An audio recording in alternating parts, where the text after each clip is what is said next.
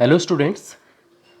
तो class 11th chemistry और हम स्टडी कर रहे हैं लॉ ऑफ केमिकल कॉम्बिनेशन, रासायनिक संयोजन के नियम। तो आज की क्लास में हम स्टडी करने वाले हैं रासायनिक संयोजन के नियम का जो हमारा फिफ्थ लॉ है, पांचवा और लास्ट लॉ है। तो लास्ट लॉ हमारा है गे-लुसाक्स लॉ फॉर गैसियस वॉल्यूम, गे-लुसाक का गैसीय आयतन संबंधी नियम। तो इसको हम पढ़ने वाले हैं। तो सबसे पहले बात करते हैं कि ये जो नियम है, जैसा आप नाम देख रहे हैं, गे-लुसाक नाम के साइंटिस्ट ने सन 1808 में इस नियम को दिया था। तो हम सबसे पहले जानते हैं कि क्या है ये नियम। गे-लुसाक ने गैस के आयतन के संबंध में सबसे पहले क्या बताया। तो देखिए, इस नियम के अनुसार जब गैसें परस्पर रासायनिक अभिक्रिया कर गैसीय उत्पाद बनाती हैं तो अभिकारी गैसों के आयतन और अभिक्रिया में बने गैसीय उत्पाद के आयतन के बीच एक सरल अनुपात पाया जाता है यदि सभी आयतन समान ताप और दाब पर मापे गए हो। तो एक चीज़ तो क्लियर हो गई है कि गे-लुसाक ने गैसीय आयतन के संबंध में नियम दिया था। वो नियम एक ऐसे रासायनिक अभिक्रिया के लिए दिया है जिसमें भाग लेने वाले अभिकारक पदार्थ गैसें हैं और अभिक्रिया के द्वारा बनने वाला जो उत्पाद है वो भी गैस है। ठीक है, पूरी तरह से रिएक्शन में भाग लेने वाले अभिकारक भी गैसीय अवस्था में हैं और बनने वाला उत्पाद भी गैसीय अवस्था में है।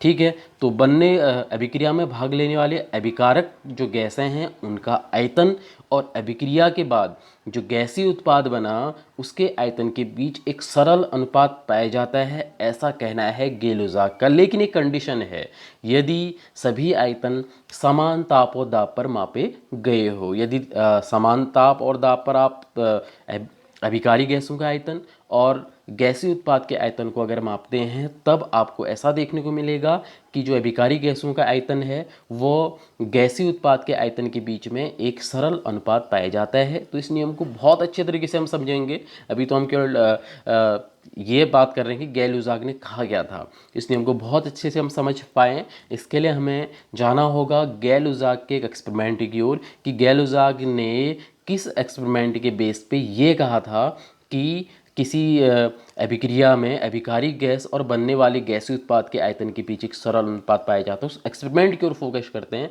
तो हम इस नियम को बहुत अच्छे तरीके से समझ पाएंगे। तो बच्चों, अब आप फोकस करेगा। तो गे-लुसाक का एक्सपेरिमेंट क्या था। गे-लुसाक का एक्सपेरिमेंट ये था, गे-लुसाक ने हाइड्रोजन गैस और क्लोरीन गैस की क्रिया कराई। हाइड्रोजन गैस और क्लोरीन गैस की क्रिया कराई और हाइड्रोजन और क्लोरीन ने क्रिया करके क्या बनाया, HCl गैस बनाया। क्या बनाया, HCl गैस।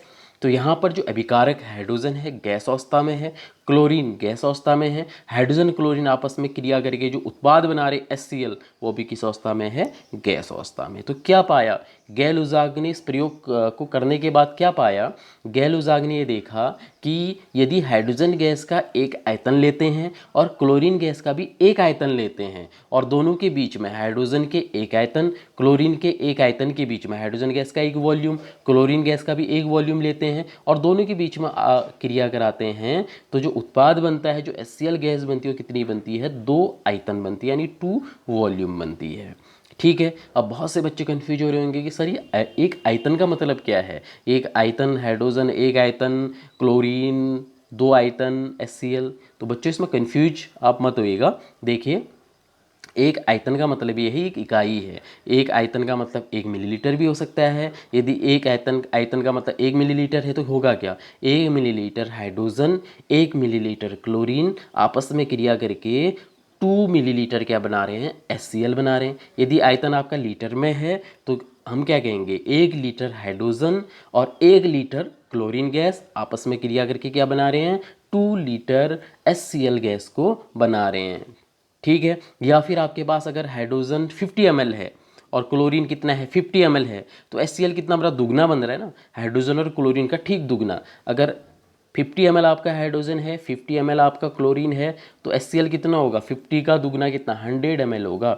यदि आपका 50 ml हाइड्रोजन गैस है, 50 ml क्लोरीन गैस है, तो बनने वाला जो HCl गैस होगा वो कितना होगा, 100 ml होगा। अब गे-लुसाक ने अनुपात की बात की थी, आयतन के अनुपात की बात की, तो उसने कहा था कि जो अभिकारी गैसें हैं और जो गैसीय उत्पाद बनेगा उनके आयतन के बीच में एक सरल अनुपात पाया जाता है। तो देखते हैं ये सरल अनुपात का मतलब क्या है। देखिए, एक आयतन हाइड्रोजन, ठीक हो गया। जहाँ पे एरो लगा हुआ है वहाँ पे आप फोकस करेगा। एक आयतन हाइड्रोजन और एक आयतन क्लोरीन, तो एक 1:1, ठीक है। और उत्पाद कितना बन रहा है, 2 आयतन, या अगर लीटर की बात करते हैं तो 2 लीटर या 2 मिलीलीटर। तो अभिकारक पदार्थ और उत्पाद के बीच में रेशियो कितना है, 1:1:2। 2 किसके लिए है, HCl के लिए है, और 1 किसके लिए है, हाइड्रोजन और क्लोरीन के लिए। तो ये जो अनुपात बना 1:1:2, एक हाइड्रोजन के लिए, दूसरा एक क्लोरीन के लिए, क्योंकि एक आयतन हाइड्रोजन है, एक आयतन क्लोरीन है, और 2 आयतन HCl के हैं, इसलिए क्या आ जाए 1:1:2। तो जो 1:1:2 है ये एक प्रकार का सरल अनुपात है, 1 2 3 4, एक सरल अनुपात इसे हम कहते हैं। तो ये एक सरल अनुपात है। या फिर हम इसे अगर 50 ml हमने लिया है हाइड्रोजन, 50 ml हमने क्लोरीन लिया है, और 100 ml हमारा HCl बना है, तो 50:50:100, इसको हम अगर सरल करते हैं तो क्या बनेगा, 1:1:2। तो ये एक सरल क्या है, अनुपात है। तो यही तो कहना है गेलुज़ाक का। गेलुज़ाक का कहना ये है कि आप अगर गैसों के बीच में क्रिया कराएंगे और यदि आपका उत्पाद भी गैस बन रहा है, तो अभिकारिक गैस और उत्पाद जो गैस बना आपका, उनके आयतनों में एक सरल अनुपात पाया जाता है, जैसा कि यहाँ पे 1:1:2 एक प्रकार का क्या है, सरल अनुपात है। ठीक है बच्चों। अब जो ये 1:1:2 जो अनुपात निकला था कि एक आयतन हाइड्रोजन एक आयतन क्लोरीन आपस में क्रिया करके 2 आयतन HCl बनाते हैं, ये कैसे निकला था, ये तो एक्सपेरिमेंट से निकला था ना। एक्सपेरिमेंट किया था उन्होंने कि एक आयतन हाइड्रोजन का एक आयतन क्लोरीन का आपस में मिक्स हो गए, रिएक्शन हो गए, 2 आयतन HCl के बनाते हैं, ठीक है। तो एक्सपेरिमेंट से पता लगा था। लेकिन हम इसे अगर इस इक्वेशन को अगर बैलेंस करते हैं, हाइड्रोजन क्लोरीन की क्रिया करा के HCl बनाए और उसकी इक्वेशन को बैलेंस करें ना, तो वहाँ से भी हमें ये सरल अनुपात मिल जाएगा। देखिए, हाइड्रोजन और क्लोरीन ने आपस में क्रिया की, क्या बना, HCl बना, H2+Cl2। पहले एरो पर फोकस करेगा, H2+Cl2 क्या बना, HCl बना। अगर इस क्वेश्चन को हम बैलेंस से करते हैं तो क्या होगा, H2+Cl2, तो हाइड्रोजन के एटम 2 हैं, Cl के एटम 2 हैं, तो इधर क्या हो जाएगा 2HCl। अब देखिए, हाइड्रोजन का एक मॉलिक्यूल 1 हो गया, तीसरे एरो पे फोकस करेगा। क्लोरीन Cl2 एक मॉलिक्यूल है, एक अणु है, तो इसका भी रेशियो कितना होगा, 1 हो गया। और HCl के कितने अणु हैं, 2, तो रेशियो कितना हो गया, 2, 1:1:2। यदि आप इक्वेशन को बैलेंस से करते हैं तब भी आपको वही अनुपात मिल रहा है जो यहाँ पे गैलुज़ाक के एक्सपेरिमेंट में जो अनुपात आया था, 1:1:2। कहने का मतलब है कि हम इस तरह की रिएक्शन जिसमें अभिकारक पदार्थ भी गैस हैं, बनने वाला उत्पाद भी गैस है, तो ऐसे रिएक्शन को अगर हम बैलेंस से करते हैं तो भी हमें पता लग जाएगा कि कितना अभिकारक कितनी मात्रा में उत्पाद बनाएगा, गैसीय उत्पाद को बनाए। ठीक है। तो एक और एग्जांपल मैं आपको ले चलता हूँ। यदि आपको अमोनिया गैस बनाने के लिए कह दिया जाए, यदि आपको अमोनिया NH3 गैस बनाने के लिए कह दिया जाए, तो आपसे कहा जाए कि लैब से नाइट्रोजन और हाइड्रोजन को ले आइए, तो आप कितना लाएंगे। ठीक है। तो आप इक्वेशन देख लीजिए, N2+H2 आपस में क्रिया करके अमोनिया बनाते हैं, NH3 बनाते हैं। इक्वेशन बैलेंस करिए आप, क्या हो जाएगा, N2 सेकेंड एरो पे फोकस करिए, N2+3H2। समीकरण को संतुलित करते हैं, N2+3H2 क्या बन रहा है, 2NH3।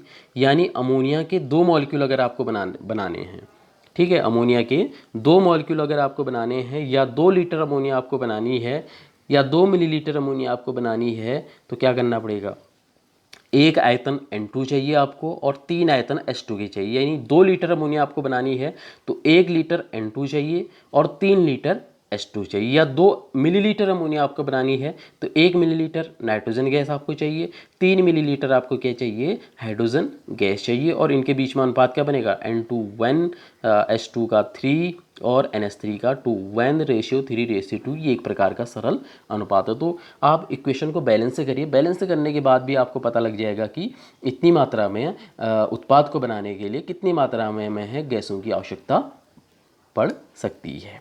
ठीक है। तो ये था गैलुज़ाक का लॉ। तो एक बार फिर गैलुज़ाक के लॉ को हम क्लियर करते हैं। ये एक्सपेरिमेंट को देखने के बाद क्या कहा था गैलुज़ाक ने, जब गैसें परस्पर रासायनिक अभिक्रिया कर गैसीय उत्पाद बनाते हैं, बिल्कुल सही बात है, गैसें रासायनिक अभिक्रिया करेंगी और जो उत्पाद है वो भी गैस बनेगा। तो अभिकारी गैसों का आयतन और अभिक्रिया में बने गैसीय उत्पाद के आयतन के बीच एक सरल अनुपात पाया जाता है, बिल्कुल सही बात है। जैसे हमारा हाइड्रोजन क्लोरीन में कितना आया था, 1:1:2 आया था। ठीक है। और अमोनिया के लिए कितना आया था, 1:3:2 आया था। ठीक है। तो ये एक प्रकार का क्या है, सरल अनुपात है। लेकिन ध्यान देने वाली बात ये है कि ये जो एक्सपेरिमेंट है ये समान ताप व दाब पर जो आयतन है वो समान ताप और दाब पर मापी जानी चाहिए, क्योंकि ताप और दाब में परिवर्तन आएगा तो आयतन भी बदल जाएगा। ठीक है, यदि आप अचानक से आपने ताप में परिवर्तन कर दिया तो, क्योंकि ताप बढ़ाने पर गैसों का आयतन बढ़ जाता है या दाब बढ़ाने पर गैसों का आयतन कम हो जाता है। तो ध्यान दीजिएगा, अभिकारक का जब आप आयतन माप रहे हैं या फिर उत्पाद का जब आप आयतन माप रहे हैं तो ताप और दाब में कोई परिवर्तन नहीं होना चाहिए। ठीक है बच्चों, तो ये था गैल-लुज़ाक का लॉ। तो आइए एक न्यूमेरिकल इसमें देखते हैं हम। न्यूमेरिकल है आपके एनसीईआरटी बुक का एक्सरसाइज का ये न्यूमेरिकल नंबर 26 है। यदि क्वेश्चन नंबर 26, यदि डाईहाइड्रोजन गैस के 10 आयतन, ठीक है, डाईहाइड्रोजन गैस के 10 आयतन डाई ऑक्सीजन गैस के 5 आयतन के साथ अभिक्रिया करे, यदि हाइड्रोजन गैस का 10 आयतन और ऑक्सीजन गैस के 5 आयतन के साथ क्रिया करे तो जलवाष्प का कितना आयतन प्राप्त होगा। तो सबसे पहले तो इक्वेशन बना लेते हैं। हाइड्रोजन और ऑक्सीजन, आप पहले इक्वेशन पे फोकस करिएगा। हाइड्रोजन और ऑक्सीजन क्रिया करके क्या बनाते हैं, H2O बनाते हैं। अब समीकरण को बैलेंस करिए, कितना होगा 2H2 + O2 2H2O, यानी 2 आयतन H2, 2 आयतन हाइड्रोजन, 1 आयतन ऑक्सीजन मिलकर जलवाष्प पे कितना बना रहे हैं, H2O कितना बना रहे हैं, जलवाष्प 2 आयतन बना रहे हैं। ठीक है, लेकिन क्वेश्चन क्या कह रहा है, क्वेश्चन कह रहा है कि 10 आयतन तो आपको हाइड्रोजन लेना है, तो हमने ले लिया। देखिए 10H2, दूसरा इक्वेशन देखिए 10H2, 10 आयतन हाइड्रोजन ले लिया, 5 आयतन ऑक्सीजन के ले लिए 5O2, कितना H2O बना 10H2। इक्वेशन को बैलेंस से कर दिए 10H2, इसका मतलब जलवाष्प का कितना आयतन प्राप्त होगा, 10 आयतन प्राप्त होगा। तो इसी के साथ हमारे जो लॉ ऑफ केमिकल कॉम्बिनेशन के जो 5 लॉज हैं वो कंप्लीट हो चुके हैं, और इसके बाद हम डाल्टन्स एटॉमिक थ्योरी पढ़ेंगे। तो इन नियमों को, बहुत ज़्यादा इंटरेस्टेड लॉज हैं आपके रासायनिक संयोजन के नियम, तो इनको बहुत अच्छे तरीके से आप सभी समझिएगा। और इस क्लास को देखने के लिए थैंक्स।